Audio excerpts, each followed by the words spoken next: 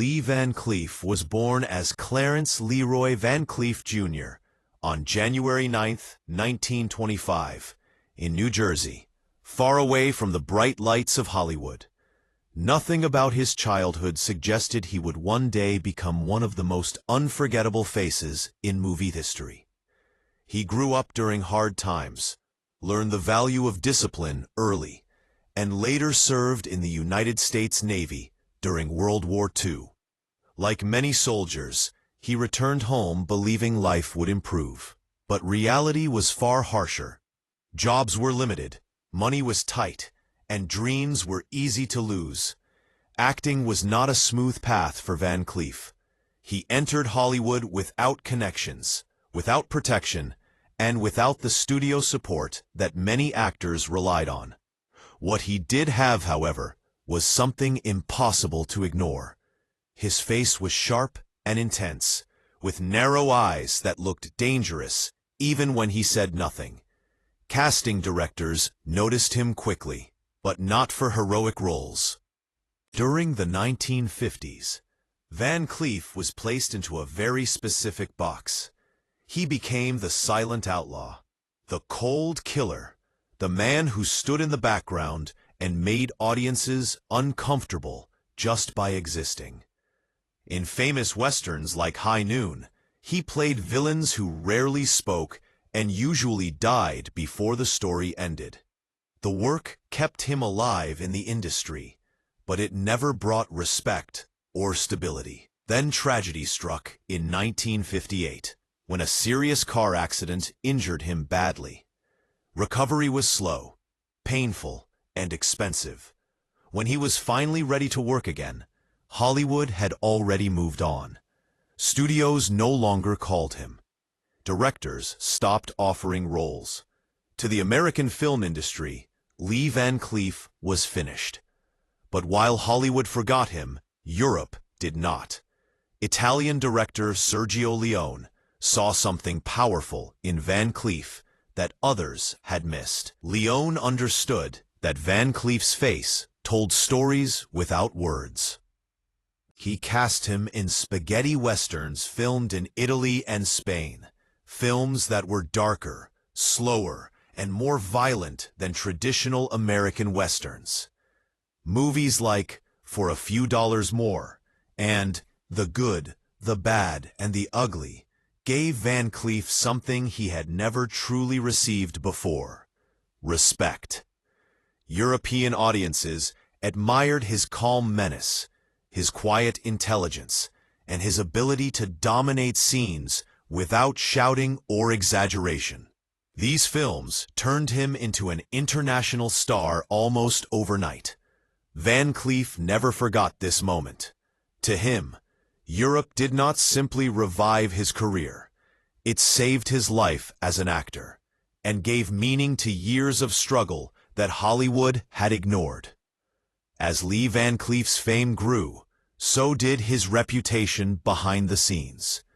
Off camera, he was known as a serious man who demanded effort, honesty, and professionalism. He hated fake behavior and had no patience for actors who relied on ego instead of hard work. Every role he ever received had come through suffering, rejection, and persistence. Because of that, he judged others harshly, especially those who seemed to receive success easily. This mindset explains why Van Cleef developed deep resentment towards certain Hollywood legends, especially John Wayne. To the public, John Wayne was the ultimate American hero, a symbol carefully shaped by powerful studios. He played strong, patriotic characters and was protected by Hollywood's image machine. To Van Cleef, Wayne represented privilege. While Wayne stood at the center of the Western genre, Van Cleef had spent years on the edges, playing nameless killers who died without glory. Van Cleef respected acting as a craft because it had cost him so much. When he heard that Wayne had reportedly mocked spaghetti westerns as cheap imitations of American films, Van Cleef took it personally. Those European westerns were not shortcuts or easy money. They were his second chance at life. To insult them was to insult his entire journey. The two men never worked together, and many believed that distance was intentional. Van Cleef did not want to stand beside someone he saw as a symbol rather than a struggler. At public events, he kept his distance from Wayne. No smiles, no fake friendliness. The tension between them was well known within the Western film world. It was never loud or dramatic, but it was always there, like two gunfighters standing across a dusty street, refusing to acknowledge each other. To Van Cleef, Wayne did not earn his place the hard way, and that belief stayed with him for the rest of his life. This resentment was not simple jealousy. It was rooted in pride, pain, and the memory of being ignored when he needed opportunity the most. Van Cleef believed that respect should come from discipline and sacrifice, not studio protection. And that belief shaped every conflict he carried. If John Wayne represented Hollywood privilege, Charles Bronson represented something even more painful to Lee Van Cleef: replacement. The two men were often compared by critics and studios. Both were quiet, intense, and physically intimidating. But Van Cleef hated these comparisons. He saw himself as a trained actor who carefully shaped every movement and expression. In his eyes, Bronson relied too heavily on raw presence rather than technique. This frustration turned into bitterness when Sergio Leone cast Bronson as the lead in Once Upon a Time in the West. Van Cleef believed he had helped build Leone's career and define the spaghetti western style. Being passed over felt like betrayal. According to industry stories, Van Cleef later mocked Bronson's emotional range, while Bronson responded with indifference. When both actors worked in Spain around the same time, producers made sure they never crossed paths. The tension was simply too strong. But the most surprising fracture in Van Cleef's life came with Clint Eastwood. Their partnership had created cinematic history. On screen, they balanced each other perfectly. At first, Van Cleef respected Eastwood's discipline and ambition. But as Eastwood's fame exploded and his control over projects increased, a quiet distance formed between them. There was no open feud, only separation. Eastwood moved forward, directing and shaping his own legacy, while Van Cleef remained aware of how fragile success could be. In the end, Lee Van Cleef's grudges were not driven by hate alone. They were shaped by memory, pride, and survival. He never forgot who supported him when he was forgotten, and he never forgave those who dismissed the path that saved him. His life was not the story of a man who wanted approval. It was the story of a man who demanded respect. In an industry built on illusion, Lee Van Cleef remained painfully real. And that truth, more than any rivalry, is what made him unforgettable. Lee Van Cleef is one of those actors whose presence on the screen is unforgettable. Even if you have never seen his name in the credits, you know him the moment he appears in a Western. He had a sharp, piercing gaze, a face that could express menace without words, and a body language that suggested danger at any moment. But behind the iconic screen persona, Lee Van Cleef was a man shaped by struggle, discipline, and an uncompromising approach to his craft. He came from nothing glamorous or privileged. Born in 1925 in Summerhill, New Jersey, Van Cleef grew up in a world that required toughness and persistence. He served in the Navy during World War II, and the military experience instilled in him a sense of discipline and resilience that would carry him through Hollywood's harsh realities. After the war, like many aspiring actors of his time, he moved to Hollywood with big dreams but little opportunity. The early years were brutal. He took uncredited parts, minor villain roles, and small appearances where he often went unnoticed. Despite the rejection, he remained committed to his craft. Van Cleef was determined to make acting a career, not just a passing ambition. He believed that talent alone wasn't enough. It had to be combined with hard work, discipline, and professionalism. This strong belief shaped every decision he made in his career, from choosing roles to interacting with directors and co-stars. It was also what made him highly selective about the people he respected in the industry. One of the most significant figures in Van Cleef's life and career was Clint Eastwood. Early on, Van Cleef admired Eastwood's quiet intensity and his focus on the camera.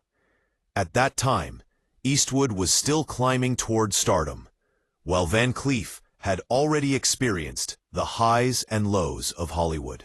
He had survived rejection, reinvented himself in European cinema, and returned to Hollywood stronger and more determined. There was mutual respect between the two men, but it was fragile and soon tested. As the 1970s arrived, Eastwood's star rose incredibly fast, almost explosively. He became a household name, an American icon, and a figure whose influence in Hollywood was growing, not just as an actor, but also as a director. Van Cleef, watching from the sidelines, could not ignore the shift.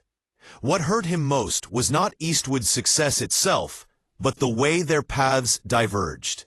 Van Cleef believed Eastwood had built his empire on the shoulders of actors and directors who had paved the way in spaghetti westerns, only to move on once Hollywood recognized him as a star. This, in Van Cleef's eyes, was not just a professional disappointment, but a personal betrayal. As Eastwood transitioned into directing, the opportunities that could have gone to Van Cleef seemed to vanish. Roles in movies like High Plains Drifter and Pale Rider felt like they were written with him in mind, yet his name was never considered. He reportedly reached out to Eastwood's production company in the early 1980s, hoping to reconnect professionally. The response was polite and professional, but it was also final. Van Cleef understood the message clearly. Their friendship and collaboration were over. He let his frustration show in interviews, hinting that Eastwood had gone Hollywood and traded grit for glamour. While Eastwood never publicly responded, insiders claimed that his silence was deliberate. "Clint doesn't look back," one person in his circle reportedly said. That simple phrase captured the finality of the rift. Van Cleef's resentment, however, was not limited to Eastwood. It extended to other actors who, in his eyes, represented what was wrong with Hollywood. Leigh Brenner, for example, was a man who seemed to embody everything Van Cleef despised about stardom: elegance, composure, and a focus on image over substance. Brenner carried himself like royalty, even in dusty Western sets, while Van Cleef believed that a true gunslinger should look worn, dangerous, and real. Their differences were not only about acting style, but also about their entire approach to the profession. They met at European film festivals and award ceremonies, where cameras captured polite smiles and handshakes for publicity. Behind the scenes, the atmosphere was cold. Van Cleef reportedly found Brenner dismissive and aloof, more interested in maintaining a perfect public image than respecting the craft of acting. A rumor circulated that Brenner had declined a potential collaboration, claiming he did not want to share the screen with a second-string gunslinger. True or not, Van Cleef never let it go. He summed up Brenner with quiet disdain. "Some men act like kings. Others earn that status. To Van Cleef, Brenner's attitude represented everything superficial in Hollywood. Style over substance, image over discipline. The conflicts in Van Cleef's career were not limited to Brenner or Eastwood. James Coburn was another actor whose approach to the industry Van Cleef could not respect. Coburn's charm, relaxed confidence, and effortless style were celebrated by audiences and studios alike. Yet to Van Cleef, Coburn's ease symbolized a larger problem. Hollywood often rewarded natural charisma over genuine discipline and experience. Van Cleef had earned every inch of recognition through persistence, hard work, and resilience. He had started in nameless roles, fought through rejection, and built his reputation carefully, one role at a time. Watching Coburn rise quickly, largely because of image and charm, struck Van Cleef as unfair. The tension reached a peak when both actors were considered for the same leading role in a European Western. Coburn received the part. For Van Cleef, this was more than losing a role. It was proof that talent and dedication were often overlooked in favor of appearance and effortless charm. The situation was made worse when Coburn, in a casual interview, joked that Van Cleef always looks like someone stole his horse. To most people, it might have seemed a harmless comment, but to Van Cleef, who took his work and pride seriously, it was a cutting insult. Though these rivalries and resentments were personal, they were rooted in Van Cleef's deep commitment to acting. He did not bend to politics, ego, or the superficial expectations of Hollywood. On screen, he often played villains, characters who were ruthless or dangerous. Off-screen, however, he viewed his reputation as a badge of integrity rather than a mark of malice. He embraced difficult relationships and harsh realities as part of his life philosophy. Despite suffering from serious heart problems beginning in the 1970s, including the implantation of a pacemaker in the 1980s, and dealing with complications from throat cancer, Van Cleef continued acting until the end of his life. He never allowed personal grievances or health issues to compromise his dedication to the craft.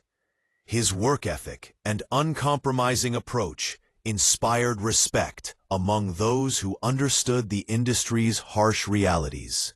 Even while dealing with physical ailments, he maintained a presence on screen that was both menacing and disciplined.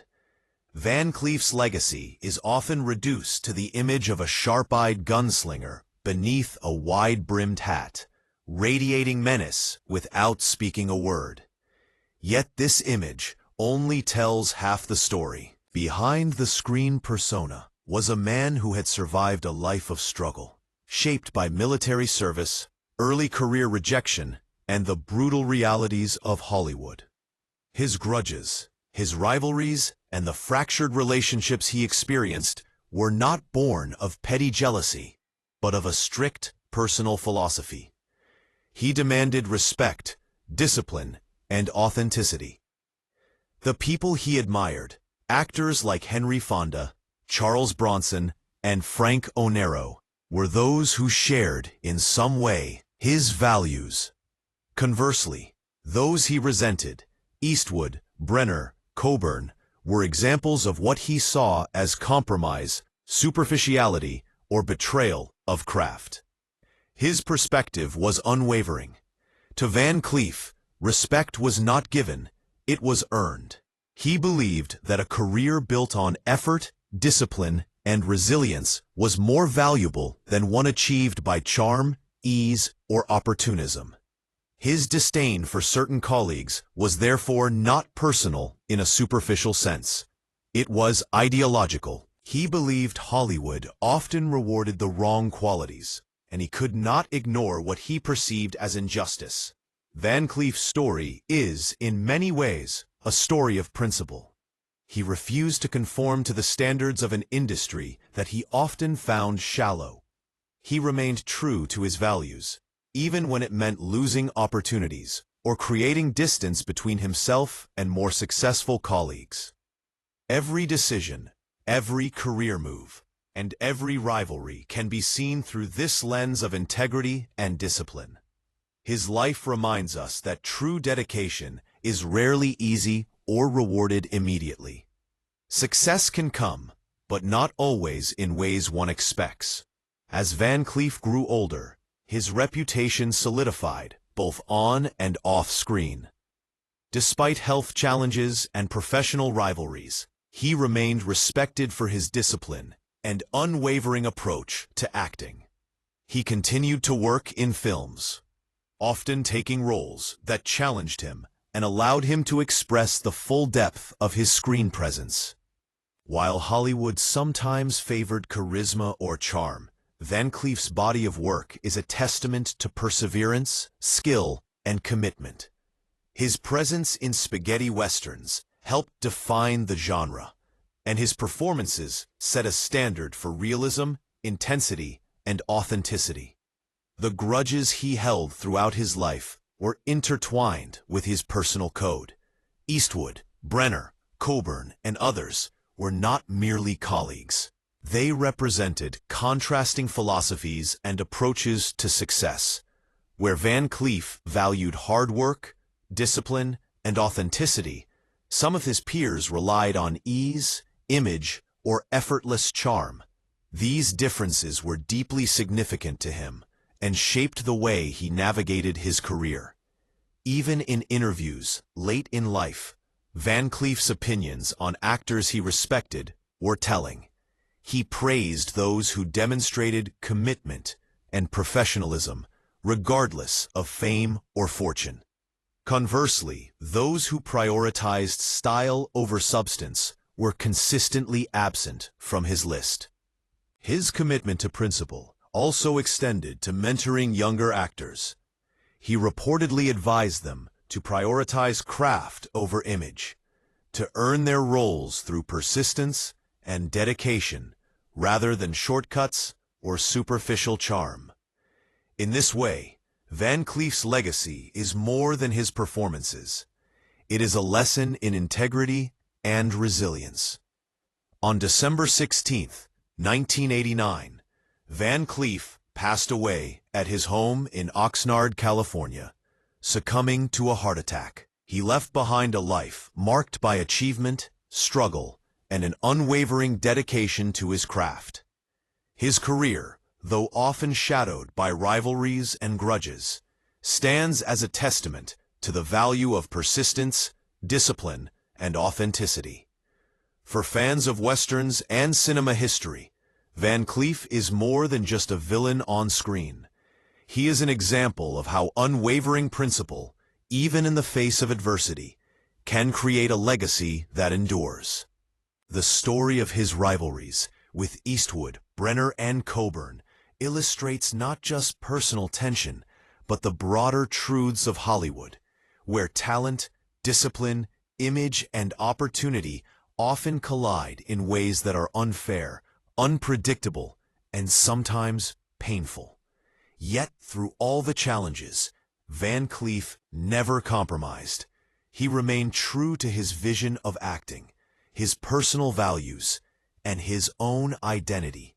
That unwavering commitment is why, decades later, Lee Van Cleef is remembered not only as a legendary gunslinger, but also as a man who truly walked his own path, unafraid to hold grudges, to demand respect, and to value integrity above all else. His story is a reminder that greatness often comes with struggle, and that staying true to oneself, even when the world seems unfair, is perhaps the greatest achievement of all. Lee Van Cleef was one of the most fascinating actors in the history of Western films, not just because of his skill on screen, but because of the complex personality behind the performances.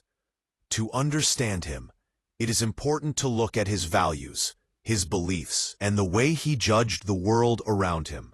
From a young age, Van Cleef understood that the film industry was full of shortcuts, favoritism, and moments where talent could be ignored if someone had the right connections, looked a certain way, or fit a particular image that studios wanted. This awareness shaped his personality and his career. He believed deeply that true achievement came only from hard work, discipline, and dedication to the craft. Anything less was, in his eyes, an insult to the art of acting. This strong belief system was both a source of his greatest strength and the reason for many of his conflicts with other actors. For example, his feelings toward John Wayne were not simple jealousy or personal dislike.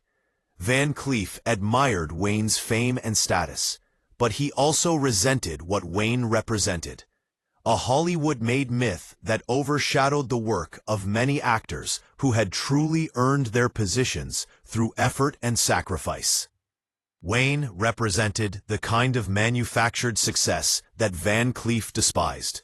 He saw studios elevate certain actors not because they were better, but because they were easier to market, more charming in public appearances, or more willing to play along with Hollywood politics. In contrast, Van Cleef had spent years struggling through smaller roles, waiting for opportunities, and proving himself repeatedly, often in European productions, when American studios abandoned him.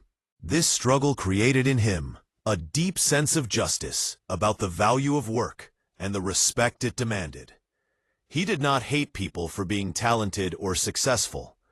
Instead, he hated the unfairness he perceived in how Hollywood rewarded the wrong qualities, while overlooking the hard work and dedication that he valued most. The same logic applied to actors like Charles Bronson. Bronson became famous for playing the tough guy in American films. Van Cleef could not help but feel that decades of disciplined, careful work were reduced to a stereotype. Bronson's success seemed to flatten the rich experience that Van Cleef had built over years into a single category, which frustrated and angered him. Clint Eastwood represented an even more personal conflict. At first, Van Cleef admired Eastwood for his talent and perseverance, someone who, like him, had walked a difficult road to success. But over time, admiration turned into disappointment. Eastwood's rising fame and the choices he made in his career, including commercial success in Hollywood and popularity with mass audiences, reminded Van Cleef of the path he had taken and the sacrifices he had made without the same rewards. Actors like Uli Brynner and James Coburn represented other forms of frustration. Brynner symbolized showmanship without restraint, smooth performances without the grit that Van Cleef admired. Coburn symbolized effortless success, a life of privilege in the industry without the struggle that Van Cleef believed defined true achievement. None of these men were immoral or bad people, but to Van Cleef, they represented what was wrong with Hollywood. They embodied the idea that style and image could triumph over substance and effort, and that shortcuts could overshadow discipline. In Van Cleef's eyes, this was more than a professional annoyance. It was a moral problem. His anger, however, was never indiscriminate. Those who worked closely with him often described him as professional, meticulous, and respectful toward crew members and collaborators who shared